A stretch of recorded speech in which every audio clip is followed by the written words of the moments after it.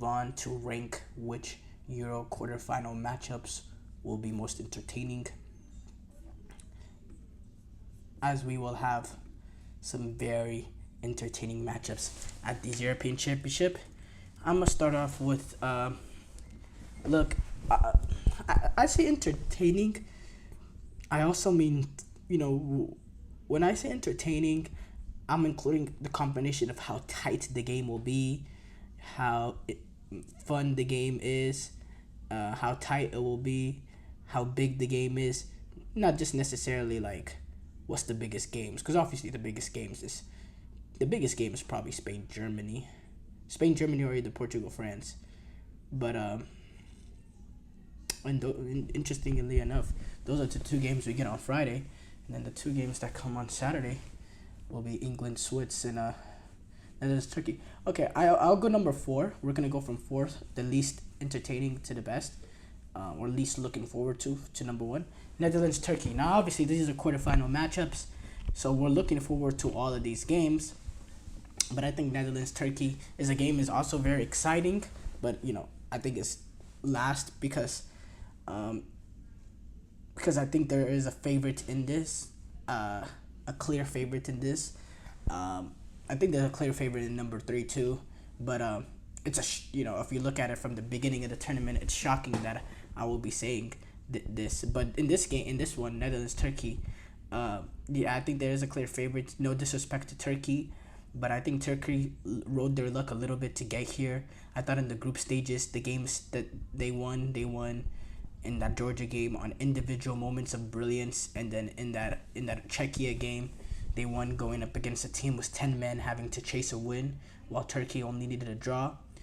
And then in this game, 2 set pieces against Austria in the round of 16, gets them over the line. But it's a game that, they were outplayed in. Honestly, Austria were the better team. Turkey were just more clinical when the chances fell to them. But they're here now. They're in the quarterfinals, reminiscent of them in the 2008, where they went on that crazy run,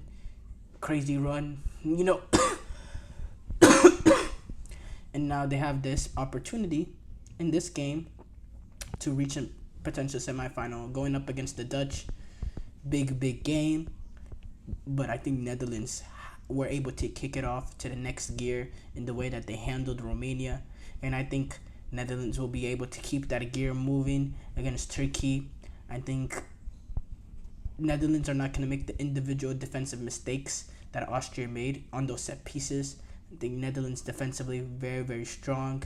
And then attack-wise, you have the likes of Gakpo, who's been very efficient, very clinical. Depay, his verticality. And then you get the verticality of whoever plays on that right-hand side, Bergwijn. He got his, I believe it was his first start against Romania, but then Daniel Malin were able to come in later, score 2 goals. And I liked that the fact that they played Bergwijn, Depay, Gakpo kind of as a front 3 and let Xavi Simons play as that roamer behind them, because I think that's where Xavi Simons is best. I don't like shoving Xavi Simons on a wing, on the right side, because that kind of limits his ability to be on the ball, and I want him on the ball as much as possible. So I think they find themselves a sort of formula. Maybe he brings in Malin back in there instead of Bergwijn, just based on what Malin was able to do in the closing stages of that match. But yeah, I think Netherlands have something that they're cooking up, and I think they're built to go on a run, potentially to the final, just based on the bracket that they're playing in. So I think the Netherlands are the favorite in that. England's no, actually, okay, I know my number 1, but I'm gonna say number 3 actually is Portugal, France. Look, obviously Ronaldo going up against France. Ronaldo and Portugal going up against France. In theory, big game. But I'll tell you what, I don't think this game will be as entertaining as people will do. Because France, they're going to muck it up. They're going to play very, very tight, very compact. They're going to allow Portugal to be on the ball. And Portugal, when they get on the ball, they are such a slow, lethargic, no cutting edge, no real intent type of team. We saw that against Slovenia, saw that against Czechia. Both teams not the best teams to watch in terms of entertainment value. And also, I don't think this game is that tight at all. I think France are the clear favorites. I think the way Portugal play just, falls into the France hands. It's exactly what France wants a team that can control. France wants to give the other team the ball. They'll concede possession that Portugal will gladly take.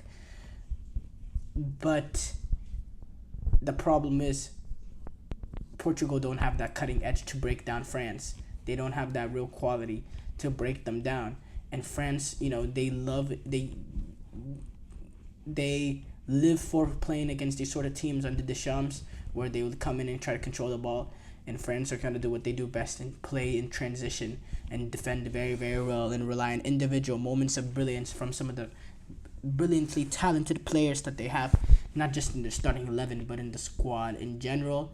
So I don't think this game is as close as what people see. When you see Portugal-France, wow, that is a big, big game. But, Portugal going home. Let's be real. Number 2, England-Switzerland.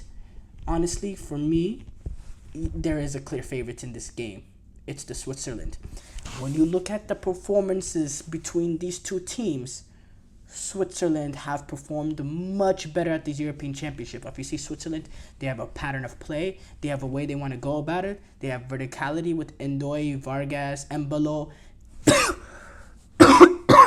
They have verticality. They have speed. They have ability. Individually, these players are not the players playing on these major clubs like England. They have nowhere near the level of squad of quality that this England team has. But there's a spirit of togetherness. They have a know-how. They have a coach that gets them playing better than the sum of their parts, who had major questions entering these European Championships, Murat Yakin. But boy, is he proving all those people that we're writing the questions wrong. The way that they play, the attacking intent that they show, the way they want to go in and dominate a game and dominate it with the ball and be very direct. Not direct in terms of long ball or anything, but be very vertical, make those runs in behind. Granit Xhaka being able to control the midfield, especially if you give him time to scan, he's going to, take you apart. And I think England will get pinned back through through a lot of this game. Will get pinned back, and when England get pinned back, I think they'll really be able to struggle to play out of it. And because there is weaknesses in the Swiss team defensively. Fabian Schär, Ricardo Rodriguez, these are guys with lack of pace and with real verticality and real runs in behind them. You could take advantage of their lack of pace. But I predict Swiss is just going to have the ball so much and pin England so back that they will struggle to even play out, to find themselves an opportunity to play that ball in behind. I really do. I think I think England are in for a rude awakening, because the way that they performed over the first 4 games will not be good enough to play the Swiss. The England have to step it up. Now, they have the quality of players to do so. But from what we've seen this tournament, and even going back before the tournament with the Iceland game, it has not been good enough whatsoever. It's been very, very shockingly poor, honestly. I think they can be in major trouble in the Swiss game. Number 1, Spain, Germany. Honestly, you could really say the final before the final. Whoever wins this game is going to be massive favorites to win the European Championship. I think Spain has been the best team in this tournament. I think out of the teams, I think Germany has been the second best team in this tournament. Both been very, very impressive. Reason why I have Spain ahead of Germany is, Germany shown a little bit of weakness in that Swiss game and in that Denmark game, where they were like a minute period from going down 1-0 to ended up going up 1-0 after 2 VAR calls. They've shown just a little bit of vulnerability that Spain just flat out have not shown at all throughout this entire European Championship, with the flexibility of playing direct and vertical and not being able to control possession, but still taking advantage being clinical with their opportunities the way that they were against Croatia, and then they showed the rest of the tournament they still have the ability to dominate with the ball, and they're still a very, very good quality team. And this is the best Spain team since the team that won the 2 Euros and the World Cup, since that golden generation of Spain. I think this is the best team that we've seen since that team. So yeah, obviously it's a big game. Germany being the home team also adds to it, and yeah, wow, what a game! It's the game that we all, live for, these kind of games.